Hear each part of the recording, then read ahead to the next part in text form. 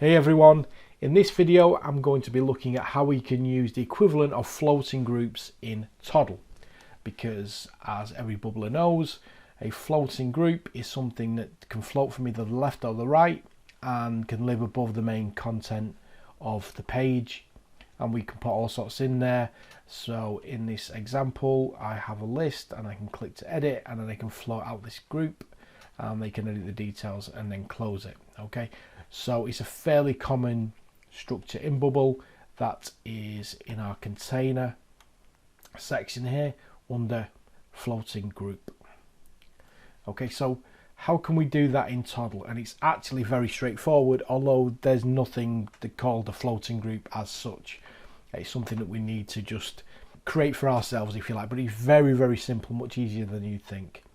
So in this here, I've got the main div, which is a main container div, and then I've got what I call the app container, which is this box here. Okay, now your floating group has to have a container, and it doesn't have to be the page. In Bubble, the floating group's container has to be the page. In here, it can be another div. Okay, in this case, this one here, so that's a container. Now it's important as well that the containing div, if we go to placement and we select position, we can see it's relative. Now in Bubble, unless you've got a fixed layout, all elements are relative. Okay, so it's just important in this one, because you don't have other options in Toddle, that the container is a relative div. Okay, so then if we open this up, we've got a couple of other divs, but we need to create a new one inside of this main container div that will be siblings to these or any other content that you've got. So I'm going to pop a div on there, and I'm also going to within that I'm going to create another div which is just for the container for other things that I have. So we'll look at that in a second, but this one here essentially now is, to all intents and purposes, our floating group. That's what we're going to use as our floating group. Right, so how do we make it a floating group? So if we come over here, the first thing we'll need to do is to, remember I said about the relative placement for the container, but for the floating group div itself, that has to be absolute. Okay, and what I'm also going to do, I'm going to set the width of it is going to be 400 pixels, and we can see what's happening there. It's sort of putting it to the top, because essentially its positioning is going to be based on, because we've said absolute, it's going to be based on its positioning within its container. So the way that we can change that is click the plus next to placement, and we can select distance, and then we get these boxes here. So again, it's the distance from its containers, left, right, top, bottom. So we don't really want to have anything to do with the left, because we're floating in from the right, as we showed in the Bubble example. So with this one, I'm just going to say that we want to be 0 from the right, we want to be 0 from the top, and we want to be 0 from the bottom. And then we get that effect then, is completely over that side there as well. And I just want to put in some padding, make sure we've got some padding within the floating group itself. Okay. However, at the moment, it is just another part of the page. It's sat kind of maybe absolute, so it's got different kind of positioning, if you like, compared to the others which are set to relative. However, it's still sat at the same level. It's not going to float above them. And the way that we do that is, again, on placement, click plus, Z index. Okay. So the default index of the page is 0. So the fact that we set this to 5 means it's going to be nearer to the user. And obviously, if there's anything in between 0 and 5, you know, we can do that as well. Let's say dialogues or whatever it may be. Anyway, dialogues will probably actually want to have a higher Z index.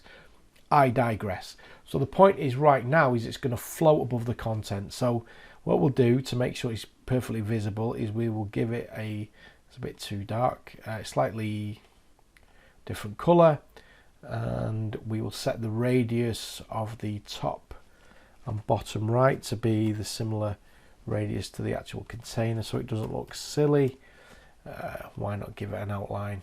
Okay, just to make it visible, we'll just do 0.5 px, and we'll set the color to be white. Okay, so we've got an outline there, and yeah, so that's our floating group essentially. However, in fact, if we just move this over, we can see that it is floating over the content. Okay, it's not part of the page. right? So what we need to do now then is just have a look at how we can get it to open and close, which is really, you can see this isn't difficult, it's pretty straightforward. So I've got a button here for FG, it's one I created earlier. What I'm going to do is I'm going to go over to data, I'm going to create a variable, I'm going to call this which is show FG, okay? And I'm going to set that to false. I'm going to do that in formula here. Okay, so it's false by default. And so what I need to do then is I need to go to our div, our floating group div, and give it a show and hide based on that variable. So I'm going to go right click, show hide, and I'm going to set it to the value of this new variable, which will hide, which I don't know why it didn't select that then. There we go. So it's hidden it because of the fact that I've just shown it there. Okay, so sorry that I've just changed it to false. Okay, so we need a event handler on the click of this button. So we go click on that, go to events, click the click, and then we're just going to set this show FG, and we're going to set it because it's going to be a toggle. So if it's shown at the minute, we want it to be invisible. If it's visible, we want it to be invisible. So the way that we do that is simply pick up the variable and we add the not formula into that, which is effectively going to act as a toddle. So you can see there at the minute it's set to false, so once it runs through this it's going to be true and vice versa. Okay, so yeah, so that's there. What I'm also going to do in here, I'm just going to add an SVG for like a little cross so you can close it. So I'm going to go to Iconify and just grab an X logo and then just copy this SVG, and I'm then going to go back and just paste it into this inner div. Command V, Control V, okay, and so I'm just going to make this, it's going to set that variable to true just for now so that I can see what I'm doing on the screen. Okay, and I don't want that in the left hand corner, I need that in the right. So in our div I will just go to make that right aligned. Okay, that's good enough, and then we'll put a event handler so it will close it when they click it. So we'll go click and we will just say set show FG, and we're just going to set this to false. This doesn't have to be a toggle, it's always going to be the same end result, which is to close it. Okay, so alright, so that should work. I'm just going to set this variable back to false, just so that it's false by default when we open the page. Okay, that's there. Okay, so let's give this a try in our test mode. So if we click this, there we go, there's our floating group, and we can click that and we can close it as well. And again, at runtime we can see that it quite happily sits on top. So that effectively is our floating group. Simple, isn't it, eh? So however, if you're happy with it just popping in, pinging in and pinging out, then that's great for you. Okay, personally it lacks a little bit of finesse, so I'd like to animate that. Okay, so let's give that a go, shall we? So if all you wanted to do is know basic details of a floating group, there you go, you don't have to keep watching. I would prefer it if you did watch till the end. Okay, so right, so I'll tell you what I will do, just let me run it. I like to have my layout at 1280, it just makes me happy for some reason. Okay, so what we need to do then is to look at how we can animate the floating group popping in and popping out. Now Toddle does give us animations, which is super useful. So if we scroll down to the bottom, we've got animation. So let's say that we add an animation based upon some condition changing. Now the only trouble is that the animation, the transitions that are available don't include the visible or the show, any kind of visible or show attribute. It has to be something else. So we can't just set an animation or a transition based upon whether it's visible or invisible, which makes it a little bit difficult for us. However, we have a thing which is under effects, which is opacity, and that allows us to set whether, well, if you work with opacity, you can have various degrees of, starting from 0 going up to 1. 1 is fully visible, 0 is invisible. So what we could potentially do then is use that, because under transitions, when we set a property, we do have the opacity as an option for our transitions. So what we can do then is to say we want it visible when they show, but when it's not shown, we want the opacity to be 0. Okay, we'll go through it. It's not the only thing we have to do, but let's go with it for the time being. So how can we transition using this effect here between the opacity of 1, which is going to be the default, as in the default style, and a 0 opacity, which means it's completely invisible. Okay, and the way we do that is we use style classes. So we go to attributes and we create a class, and let's call it invisible. Okay, and then we create a formula, and that's simply going to be based on our variable. So we want it to be reverse from this one. So if show FG is true, then that means that we don't want this style to be shown because it's visible. This is setting the opacity to 0 to make it invisible to help with our transition. So we need to then add a not formula to reverse that out. So in other words, if this is true, the output is false. If this is false, the output is true, so that we can show this class, which we'll set in a moment, the opacity to 0, so that becomes visible in that case, which will then move it from opacity 1 up to opacity 0, effectively visible to invisible to all intents and purposes. Right, okay, I digress. So what we can do then is we have, so let me get rid of that up here. We want our default to create our invisible style. We click plus, go to class, select invisible. Okay, and that is when we can then go to effects and we can set the opacity to 0. Okay, and so back in our default, we can then go to our transitions here, create an animation. Okay, and it's now going to be based on the opacity. Okay, and we want linear, and let's say 350 with a 50 millisecond delay. I'm just going to make sure I don't have anything to be, I do have something to be worried about here.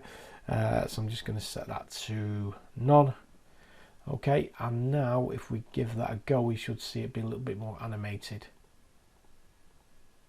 Okay, no, and the reason being is that we have to remove this show hide from our actual floating group div, because it's setting it invisible and visible before the animation can kick in. So I'll just right click, show hide, dustbin the formula. Okay, and that should now do it for us. Okay, there we go. It's a little bit more animated than perhaps it was before, nicely. Okay, however, one small problem with this, and that is that the thing is still, to all intents and purposes, visible on the page. It's still there. We don't want it to be there. All that we've done is basically made the opacity of the floating group so that it's effectively can't be seen by the user, but it's still there. So like I said, we can't have an animation on invisible and invisible, so how do we make it kind of go away?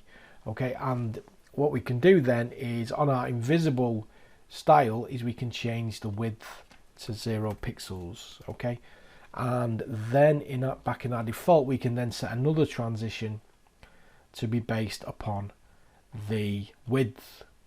Okay, so you can set the animation on the change of lots of different properties, but not on visible and invisible. Okay, so the width, when the width changes, so it's going to go from 400 pixels to nothing, then we're going to do exactly the same thing, 350, 50-second delay, and that means it's still technically speaking on the page, but now it's completely invisible to the user, and it's not getting in our way because it's got a 0 width.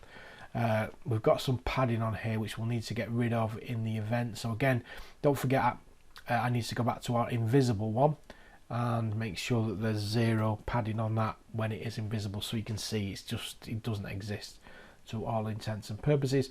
It's also a good idea on this container div to make that invisible just in case there's controls that potentially could be clicked.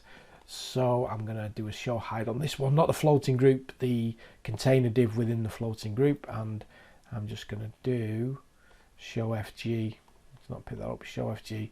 Okay, and yeah, So that will show and hide based on that. So let's give that one a go.